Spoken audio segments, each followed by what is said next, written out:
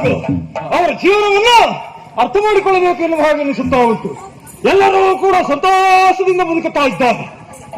ಅವರು ಸಂತೋಷದಿಂದ ಇದ್ದಾರೆ ಎನ್ನುವ ಹಾಗೆ ಇದ್ರೆ ಸಂತೋಷ ಉಂಟು. ಸ್ವಾಮಿ, ಓ ಆ ಕಡೆಯಲ್ಲಿ ಕಾಣಿಸ್ತಾ ಇರುವುದೇನು? ಬಯಲು ಪ್ರದೇಶ.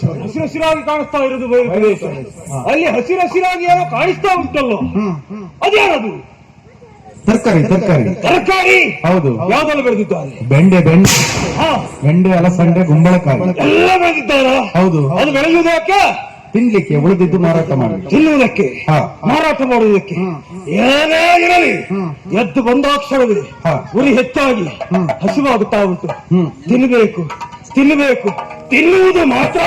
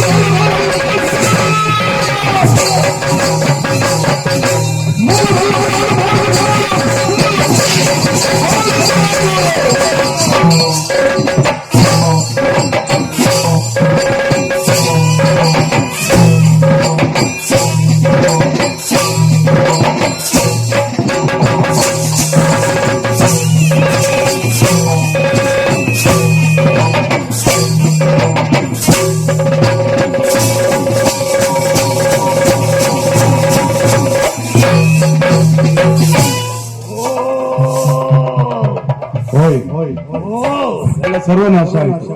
ಆಗಬೇಕು. ಒಂದು ಮಾತು ಅಂತಲ್ಲ, ಗಾದೆ ಮಾತು. ಏನು? ಕುಂಬಾರನಿಗೆ ವರುಷದೊಣ್ಣಗೆ ನಿಮಿಷ. ಏನೇ ಇರಲಿ ಎಲ್ಲ ಹಾಳು ಮಾಡಿಬಿಡು. ಎಲ್ಲ ಹಾಳಾಗಬೇಕು. ಅದರಲ್ಲೂ ನನ್ನ ಹೊಟ್ಟೆ ತುಂಬಿದೆ, ಅಷ್ಟು ಸಾಕು. ಹೊಟ್ಟೆ ತುಂಬುವುದಕ್ಕೇನು ತುಂಬಿದೆ? ಏನಾದ್ರು ಕುಡಿಯಬೇಕಲ್ಲ, ಕುಡಿಯುವುದೇನು? ಇಲ್ಲಿ ಕಾಣ್ತಾ ಉಂಟು, ಆದ್ರೆ ಇದು ಬೇಡ. ಇದೇನು ಸ್ವಾಮಿ? ನಿಂತಿದೆ ಆ ಕಡೆ ಈ ಕಡೆ ರೆಂಬೆ. ಅದೇನು? ಅದು ಕಲ್ಪವೃಕ್ಷ, ತೆಂಗಿನ ಮರ. ಅದ್ರ ಮೇಲೆ ಹಸಿರಾಗಿ ಕಾಣ್ತಾ ಉಂಟಲ್ಲ, ಅದೇನು? ಬೊಂಡ, ಸಿಯಾಳ. ಅದ್ರ ಮತ್ತೆ ಏನೋ ಉಂಟಲ್ಲ, ಅದು ಮಡಿಕೆ. ಮಡಿಕೆ? ಹೌದು. ಅದ್ರ ಜೊತೆಗೆ ಬಂದದ್ದು ಅದು? ಅಲ್ಲಪ್ಪ, ಮತ್ತೆ ಅದು ಕಟ್ಟಿದ್ದದು. ಮರ ಕಟ್ಟಿದ್ದು, ಮರದಲ್ಲಿ ಕಟ್ಟಿದ್ದ, ಮಡಿಕೆ ಇಟ್ಟಿದ್ದು. ಅದು ಏನ್ ಮಾಡ್ತಾ ಇದ್ರು? ಆ ಮರದಿಂದ ಒಂದು ದ್ರವ ಬರ್ತದೆ. ಆ ದ್ರವವನ್ನು ಕುಡಿದ್ರೆ ಮತ್ತೆ ಬರ್ತದೆ. ಆ ದ್ರವವನ್ನು ಕುಡಿದ್ರೆ ಮತ್ತೆ ಬರ್ತದ? ಅದಕ್ಕೆ ನೀರ ಅಂತ ಹೇಳ್ತೇವೆ. ನೀರ ಮದ್ಯ? ಹೌದು. ಅದನ್ನ ಕುಡಿದ್ರೆ ಅಂತ ಆದ್ರೆ ಅಮ್ಮಲ್ಲಿ ಯಾರ್ತದ? ಈ ನೀರು ಬೇಡ, ನಂಗೆ ಆ ನೀರೇ ಬೇಕು. ನೋಟು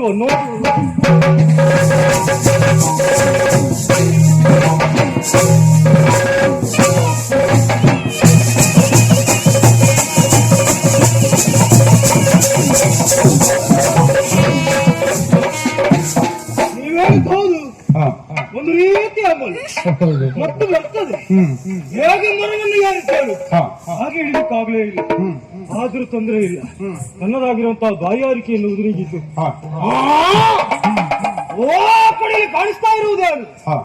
ನೊರೆಯಾಗಿ ಮೇಲೆತ್ತುಕೊಂಡು ಬರ್ತಾ ಉಂಟಲ್ಲ, ಕಡಲಿನ ಅಲೆಗಳು. ಯಾರೋ ಇದ್ದಾರಲ್ಲ, ಅವರೆಲ್ಲ ಮೀನುಗಾರರು. ಹೌದು. ಏನ್ ಮಾಡ್ತಾ ಇದ್ದಾರೆ ಅಲ್ಲಿ? ಅವರು ಮೀನು ಹಿಡಿಯುದು, ವ್ಯಾಪಾರ ಮಾಡುದು. ಮೀನು ಹಿಡಿಯುದು, ವ್ಯಾಪಾರ ಮಾಡುವುದು, ಜೀವನ ನಡೆಸ್ತಾ ಇದ್ದಾರೆ ಅಂತ. ಹೌದು. ಇನ್ನು ಅವರು ಜೀವನ ಮಾಡ್ಲಿಕ್ಕಿಲ್ಲ. ಕೃಷಿಕರಿಗೆ ಕೃಷಿ ನಾಟ, ಹಾಗೆ ಹೆಂಡ ಎನ್ನುವುದು ಸರ್ವನಾಶ. ಇನ್ನು ಕಡಲಿಗೆ ಇಳಿಯಬೇಕು, ನೇರವಾಗಿ ಕಡಲಿಗೆ ಇಳಿದು ಅಲ್ಲಿರುವಂತಹ ಮೀನುಗಳನ್ನು ಹಿಡಿದು ಇವರಿಗೆ ಮೀನು ಸಿಗದ ಹಾಗೆ ಮಾಡಬೇಕು. ಜೀವನ ಅಸ್ತವ್ಯಸ್ತವಾಗಬೇಕು. ಬ್ರಹ್ಮ ರಾಕ್ಷಸ ಏನು ಅವನ ಮಾಯ ಎನ್ನುವುದು ತಿಳಿಯಬೇಕು ಎನ್ನುವ ಹಾಗೆ ಇದ್ರೆ ನೇರವಾಗಿ ಸಮುದ್ರ.